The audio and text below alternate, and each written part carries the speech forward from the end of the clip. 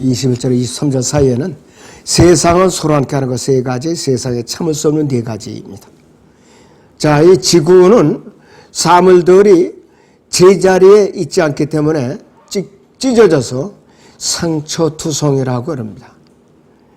이 중에 네 가지가 열거되었는데 열거되지 않은 것도 몇 가지 더 있죠. 대표적인 건 첫째, 현재 사탄은 잘못된 위치에 있어요. 셋째 하늘까지 쫓겨 내려와 있어요. 이제 앞으로 주님께 재림하시면은 어디로 들어가느냐? 이제 땅 밑으로 쫓겨 내려가죠. 그 다음에 교회도 잘못된 곳에 있어요. 왜 그런가? 배교였다 이거예요, 바로. 그 다음에 유대인들도 잘못된 곳에 있다 그래요. 왜 그런가? 이들은 지금 팔레스타인에 있어야 될 정상이에요. 근데 전 세계에 흩어져 있잖아, 지금. 너무 잘 사니까. 로마 가톨릭도 잘못된 곳에 있다 이것이에요. 앞으로 적그리스도를 앞세워갖고 큰 환란을 이들이 계획하고 있는 자들이에요. 그리고 또 함도 잘못된 곳에 위치해 있다. 이제 함도. 그들은 이 땅에 지상왕국이 세워지면은 성전에 들어갈 수가 없어요. 가나안인은 예배 드릴 수가 없어요. 함족은. 종이 치리하는 것은요, 느바스의 아들 여로보암이로 그는 이스라엘로 13차례 죄를 짓게 이제 한다고 그럽니다. 열왕기상 13장을 이제 자세히 읽어보세요, 나중에.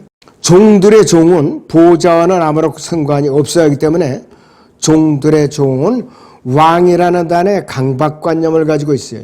예를 들면 킹 올리버, 마틴 루터 킹, 이 사람들이 칭호에 대해서 솔로몬은 이러한 부도덕에 대해서 전도서 10장 7절에서 말하고 있어요. 전도서 10장 7절을 보죠. 내가 보았는데 종들은 말을 타고 통치자들은 종들처럼 땅 위를 건너도다. 종들이 말을 타고 통치자들은 종들처럼 땅 위를 건너도다. 이거 참 견디는 게 힘든 거예요. 자, 그 다음에 어리석은 자가 음식으로 배부린 것 그랬죠. 사무엘상 25장에서 아비가일의 남편인 나발이 배부르고 다윗이 수하들을 보내서 음식을 구하러 보냈더니 거절해 버렸어요. 근데 결국은 죽었죠. 죽었어요. 그리고 그 안에 있던 아비가일은 다윗의 아내가 된 것이에요. 그 다음에 열왕기상 20장 16절을 보죠. 자, 15절부터 그죠. 그러자 그가 각도 고관들의 청년들이 수를 세니 그들이 232명이며 그들 다음으로 온 백성의 수를 세니 이스라엘 모든 자손이 7,000명이더라. 그들이 종호에 나갔는데 그때 베나다는 자기를 돕는 32명의 왕들과 함께 천막에서 술을 마시고 있었더라. 각도 고관들의 청년들이 먼저 나가서 베나닷도 내보내니 그들이 그에게 고하여 말하기를 사마리아에서 사람들이 왔나이다 하더라. 베나닷이 말하기를 그들이 화친을 위하여 왔더라도 사로잡고 싸우러 나왔을지라도 사로잡으라 하더라. 이 각도 고관들이 청년들이 성읍에서 나오고 군대가 그들을 따랐으니 그들이 베나닷의 사람들을 모두 죽이니라. 시리아인들이 도망치니 이스라엘이 그들을 추격하였고 시리아 왕 베나닷은 말을 타고 기병들과 함께 도피하였으며 이스라엘 왕은 나가서 말과 병거들을 치고 큰 살림으로 시리아인들을 죽이니라 그랬습니다. 아주 싸움에서 크게 패하고 도망을 가고 말았어요. 그 다음에 불결한 여자가 혼인하는 것. 잠언 12장 4절을 봅니다. 현숙한 여인은 남편에게 멸관이나 수치를 끼치는 여인은 그의 뼈를 썩게 한 것 같으니라 그랬어요. 잠언 25장 24절 보죠. 다투는 여자와 함께 넓은 집에서 사는 것보다 지붕의 한 모퉁이에서 사는 것이 더 나으니라 그랬습니다. 그 다음에 몸종이 안주인의 상속자인 것. 사례가 아이를 낳지 못하니까 몸종이는 하가를 갖다가 아브라함에게 준 거예요. 하나님께 기도도 하지 않고. 그러니까 몸종이 아들을 먼저 낳았잖아요. 이스마엘을 낳으니까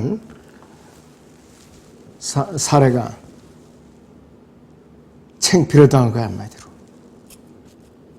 이 땅이 더욱 소란스러워진 이유들은, 첫째는 적그리스도의 모형, 적그리스도는 모압 혈통의 시리아계 유대인이다 그랬습니다. 캐리오 출신, 그 중에서도. 자, 그가 통치하면은 잠언 30장 22절이 성취될 것이다. 잠언 30장 22절이. 뭐냐? 종이 치료하는 것과 어리석은 자가 음식으로 배부른 것과 그랬어요. 잠언 23장 1절에서 5절을 봅니다. 치리자와 함께 음식을 먹으려고 앉아있거든 네 앞에 있는 것이 무엇인지 잘 생각하라. 만일 네가 탐식하는 사람이거든 네 목에 칼을 두라. 그의 진수성찬을 탐내지 말라. 그것들은 속이는 음식이니라. 부자가 되려고 애쓰지 말면 네 자신의 지혜를 그칠지니라. 네 눈을 험한 것에 주목하려느냐? 재물은 반드시 스스로 날개를 만들어 하늘을 향한 독수리처럼 날아가리라 그랬습니다. 이 적그리스도는요, 죄의 사랑과 동시대 사망과 지옥과 언약을 맺는 거예요. 이스라엘 백성과 거짓 평화조약을 맺는 것이에요. 그리고 3년 반이 지나면은 언약을 일방적으로 파괴하는 거예요. 다니엘 9장 27절에 있는 대로. 이삭은 함족과 언약을 세웠을 뿐만 아니라 그들과 함께 식사를 하는데 아브라함은 그렇게 하질 않았죠. 창세기 26장 30절을 보죠. 에서가 야곱에게 말하기를 내가 몹시 지쳤기에 부탁하노니 그 붉은 죽을 나눠 먹게 하라 한지라. 그러므로 에서의 이름을 에돔이라 부른지라 그랬습니다. 어리석죠. 자기 장자권을 파는 거예요. 자기 장자권. 그래서 영어 킹잼 성경을 굳게 지키면서 진지하게 성경을 공부하는 사람이라면 이삭이 음식으로 배가 불렀을 때 어리석은 짓을 하다가 아들들 중 하나를 거의 죽음에 이르게 할 뻔했다는 것을 알 수가 있어요. 에서에게 들에 가서 사냥해서 고기로 요리를 해서 나한테 먹게 하라고 그랬죠. 죽기 전에 너에게 축복 기도를 해주겠다고. 그런데 그만 그 아내인 리브카가 속여가지고 야곱에게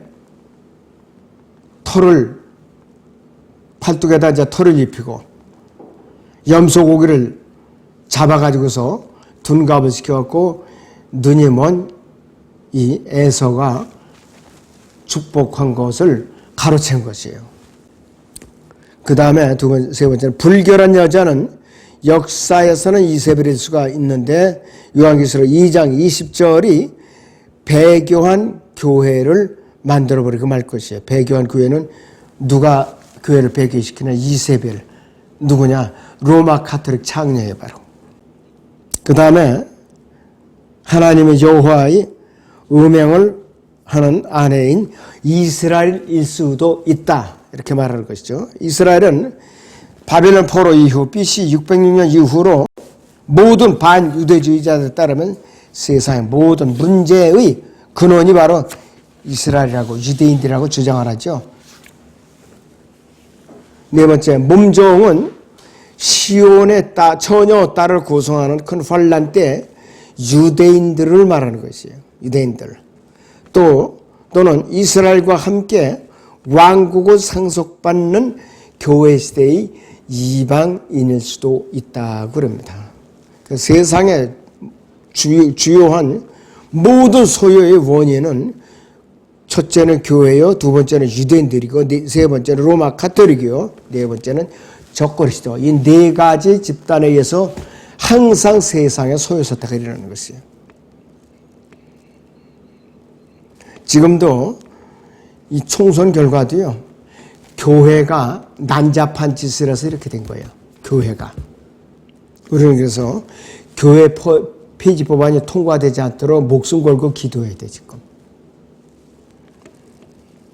자, 잠언 30장 24절에서 28절을 보죠. 땅에서는 작지만 아주 현명한 네 가지가 있으니 개미들을 강하지 못한 백성들이나 그들은 여름에 음식을 예비하며 토끼들은 약한 무리나 그들의 집을 바위들에 짓고 메뚜기들은 왕이 없으나 모두가 떼를 지어 앞으로 나가며 거미는 손으로 지탱하는 왕궁에 있느니라 그랬어요. 거미줄은 왕궁에 아무데나 거미줄 칠 수가 있어요.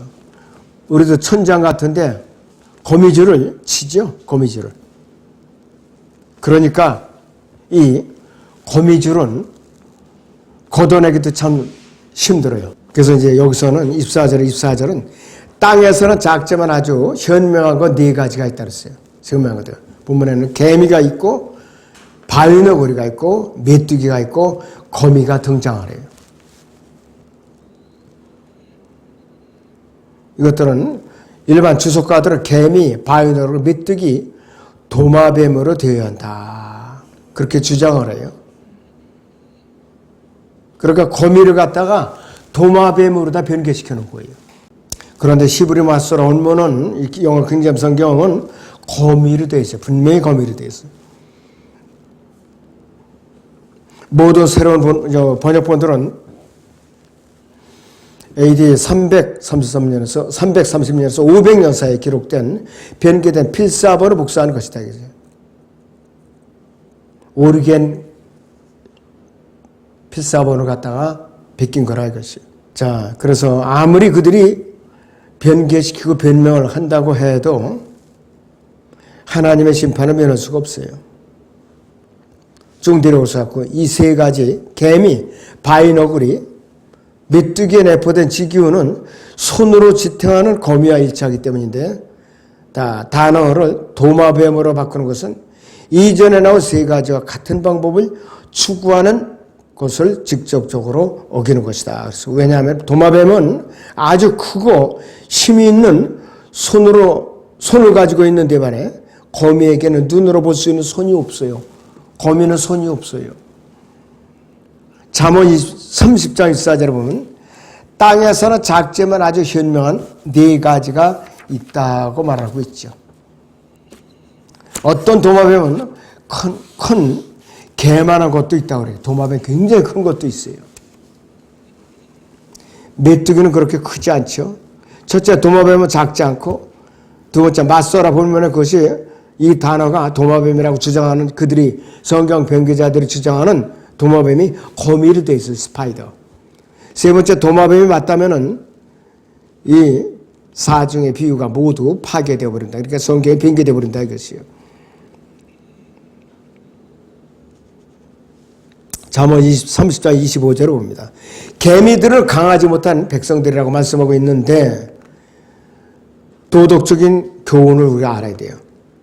햇볕이 이제 났을 때에 곤초를 만들어라 이런 속담이 있고 제때 바느질한 한 땀이 9땀을 아낀다. 어떤 일이 있기 전에 준비하는 것이 성공의 비결이다. 거품이 난 다음에 면도를 하라. 미리 경고를 받는 것이 미리 무장하는 것이다. 평화를 보장하는 유일한 방법은 전쟁을 준비하는 것이다. 우리나라가 특히 그래요. 그런데 지난 정권들이 좌파 정권들이 우리를 무장해서 계속 시켰어요. 비무장지대에 지뢰를 걷어내고 철책을 걷어내고 나쁜 짓을 했고